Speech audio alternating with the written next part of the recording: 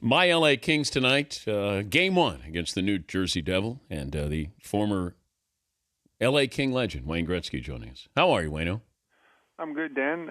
I didn't know you own the Kings now. Well, I think they're up for sale, but I've been on the bandwagon for quite some time this year. Oh, that's good. Yes. Well, You just jumped on, didn't you? you know what?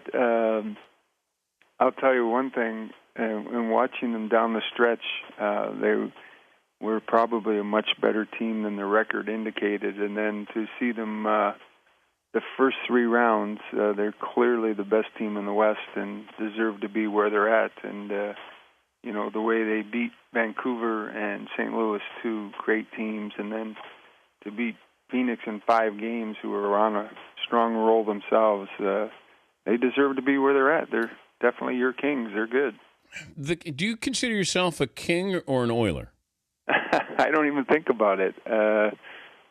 You know what? When I lived in Edmonton, I loved it, and when I was in L.A., I loved it. So it would have been hard for me had it been New York and L.A. in the final. I'd be honest with you. It would have been a tough scenario, but because I was treated so good in New York and still have friends there. But you know what? I hope L.A. wins. I'm cheering for them. In which place are you? Could you walk down the street and not be recognized? Do you do better in New York than you would in L.A.? What about Edmonton? I mean, Edmonton, you got no shot. You know what? People are funny. People are really nice. Nobody really bothers me, whether I'm in Edmonton or L.A. or New York. People are genuinely pretty nice. You know what?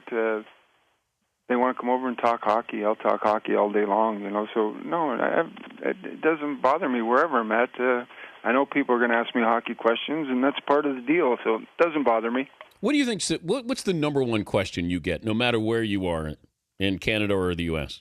Probably who's the best player I ever played against or played with. That's a common question. People are always curious. We're always going to sit around and we're going to debate who the greatest players were, whether it's in baseball or basketball, hockey, football. And I always tell people, it's your opinion. If you think that Mario Lemieux was the greatest player that ever lived, then good for you. And if you believe Messier was, good for you. That's your opinion. Everybody, those players have earned the right to be considered that, and that's what makes sports so great, and that's what we debate all the time sitting around. Who was the best team? Who was the best player? And there's no clear-cut answer. Nobody has an answer to that. Who would be your first pick? Well, I said this many times before. The best 2 players ever to play the game of hockey were Gordie Howe and Bobby Orr, and you can decide which one was number 1 and which one was number 2. It doesn't matter. They're both phenomenal. And the 2 best players I ever saw, the best player I ever played against was Mario Lemieux, and the best player I ever played with was Mark Messier. So if you got somebody else better than that, let me know. I didn't see anybody. You better than those guys? Oh, that's for other people to decide.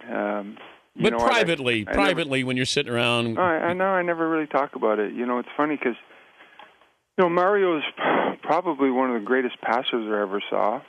And Mike Bossy was the purest goal scorer I ever saw or ever played against. I don't worry about that stuff. I really don't. It never was. I know when I played, I did my best, and I'm proud of what I accomplished. But I don't worry about that. I don't even really ever think about it. No. But do you ever? Okay, how big is the memorabilia room that you have in the house? I had. The general manager of the Toronto Raptors, Brian Colangelo, asked me to do a favor for him, a video. And I had a couple guys come in to do this video the other day from Toronto. And I showed them I have 1 trophy here at home in L.A. And it wasn't even a real trophy. It's actually, in 1998, I believe, Rocket Richard called me and said, I want to see you before the game. I have something special to give you. And he gave me a replica of the Rocket Richard trophy, which goes to the player that scores the most goals in a season. When that trophy came into existence, I really didn't have a chance to win it. By that point in time in my career, it was kind of over. But that's the only trophy I have here. I have 1. And the only other one I have is the U.S. Open golf thing that you try to break 100, and I got 100 right on. I didn't go over 100, but I wasn't under 100. So I have a replica of the U.S. Open golf, Wow. and I have a Rocket Richard trophy. Those are my 2 trophies here. The rest of it, I have a restaurant in Toronto, and of course my dad has a place down in his basement that, you know, people come through, and he has a hockey tournament every Christmas. And I will tell you this, every kid I run into who's played in that tournament has said to me, I met your dad, and I seen your basement. I was doing a TV show, and Justin Bieber told me that he was in my basement as a 7-year-old seeing my trophies. So I think everybody's been through that basement. He's Wayne Gretzky, the Hall of Famer, joining us, Dan Patrick Show. Do you have a picture of the basement? Can you send that to us? I don't have a picture, but your dad does. My dad has. I'll get my dad to send one. Absolutely. Yeah. It's pretty cool because he kept everything from when I was 6 years old. My first jersey that I got when I was 6, I think my first trophy, my first hockey skates, my first stick, team jackets, pennants, lacrosse sticks, and then of course all the way up to, you know, All-Star game jerseys and championship jerseys. So kids come through there, and they put on the different jerseys and get pictures taken. So, you know, that's what my dad loves to do. It used to drive my mom insane because buses would stop and they'd file out and file through our house. And it was like, my mom would think it was like a family reunion, but it was just people coming through. Wait, it's a tourist attraction, Wayne? Yeah, it pretty much is. If you've talked to anybody who's gone through there, and if you run into somebody, and they'll say, I drove by your house, and I'll say, did you go in? Did you get a chance to see my dad and see the trophies? And if they say no, I was like, well, you missed out. You should have knocked on the door, because he never locks the door. You just walk in. People just walk in. It really is something, because I'll go there, and we'll be sitting there, and people just walk in. I'll go, who is that? And my brother will say, I have no idea. No, you can't make this up, Dan. Open door policy. I love that. He does. He's a real special person because he loves it, and he thinks that's what it's all about. You know, they have these autograph seekers are in every city, you know, and they want to get, you know, picture signed and hockey card signed, and I try to do my best. I don't mind signing for them. And periodically, it's the same people in every city, and they've been doing it for years and years. And I got on the bus one day, and my dad said, you didn't sign autographs. And I said, well, I got those guys this morning. They're all covered. And he goes, no, they're here. You got to get out there and sign. And I said, well, my goodness. I said, they're just selling them anyway. And he looked right at me and he said, get off the bus. They got to make a living too. So that's what I deal with my dad. What's the oddest thing you ever autographed? Oh, I've autographed everything. You know, I really believe that being a professional athlete, that's what it's all about, signing. When I was 6 years old, I wrote a letter to Bobby Orr, Gordie Howe, and Bobby Hull, and all 3 guys sent me back a autographed picture, signed picture, and I always remember that. And so, you know, whenever I kind of travel or see people, ladies and parents and grandparents will come up to me and say, you know what, you sent back an autographed picture to my son or my grandson, and that's what sports is all about. Yeah, the winning and losing is why you play. You play to be a champion, but the other things that go with it, and you know this, so many great people in sports and so many good people, and that's what makes that's why sports has such a big following, because the good people outweigh some of the bad apples. I brought this up with Doc Emmerich. If you look at Marty Brodeur, has he surpassed Patrick Roy? Well, you know, when you got a guy at age 40 with what he's done, is he there with Grant Fuhrer? Is he better than Grant Fuhrer? You said we love this argument with players. Yeah.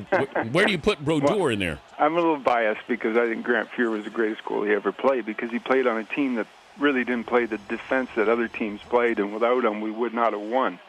But in saying that, I always, you know, recognize great people. And you have Grant Fuhrer to me that I played against, Patrick Roy. You have Billy Smith, who was a big game goalie, who was a champion, an unreal competitor. Was he dirty? Oh, yeah. And he hated me, and I didn't like him. But today, you know, we have mutual respect for each other, and, you know, I know how good he was, and he's the top of the list. But he wanted to win, and he played under pressure. And that's where Marty Brodeur falls in. He's just a real special young man. I said before the playoffs started, I said, watch out for New Jersey. They could be the surprise team in the East because of Marty Brodeur. He's a special guy, and he's a good person. We were roommates in the Olympics, in the Olympic Village in Nagano. Marty, myself, Steve Yzerman, and it was really interesting because, there's and Roddy Brindamore. So there was 3 rooms, and there was 4 of us. And so, of course, we always all said, look, Marty, you take your own room, and we can bunk together, and don't worry about us. Goalies have their own schedules. And he's like, no, and he insisted that Stevie and I were older, that him and Rod insisted that we would take our own room in the village. And then we found out down the road he wasn't going to play. They told him, you're going to be the backup unless Patrick gets hurt. So he was such a team guy. He never one time complained or said, I can't believe I'm not playing. I don't understand it. We didn't even know. So he's a real special young man. And it's great to see that he's got a second wind here at the age of 40 and playing as well as he's playing. Did I tell you the story? I was at Disney World, and I was with Steve Yzerman, and we were doing something for the Children's Miracle Network, and this woman came up so excited and just said, oh, my God, I can't believe it's you. And all of a sudden she said, Mr. Gretzky, could you sign an autograph for me? Well, trust me, I've been told that Mr. Yzerman signed something for me, too. So. But he did sign it, though. So I don't know. I think he signed it Wayne Gretzky. Yeah. So. Well, he can probably spell Gretzky, and I can probably spell Yzerman. That's about the extent of it. So tell me who wins the cup and why. Oh, gosh, I don't know. Listen, I'm pulling for LA. Obviously, I'm here in LA, and I'm a Kings fan. And, they've been so special on the road this year. I mean, I think they've won 8 in a row or something, and they've looked solid in doing it. They're big, and they're strong, and they're fast. And the trade they made for Richards, when you build an organization, if you're able to trade 2 young players as good as Jack Johnson to get somebody that you need in Carter, and you can trade a Shen, who's a young 21-year-old centerman who's going to be really good, and get a guy the caliber of Richards, and still your team becomes better, and your goal is to win a championship. Your organization is doing their homework and doing a lot of good things. So I like the Kings up the middle. I like their defense with Doughty. I like their size. I like their enthusiasm and their goalie Quick. It's going to come down to can Quick play under the microscope and under the pressure that Brodeur can. I always said to people, there's 4 seasons in one. There's the exhibition season in September. There's the regular season. The play goes up a notch. The play obviously goes up a notch the first 3 rounds of the playoffs.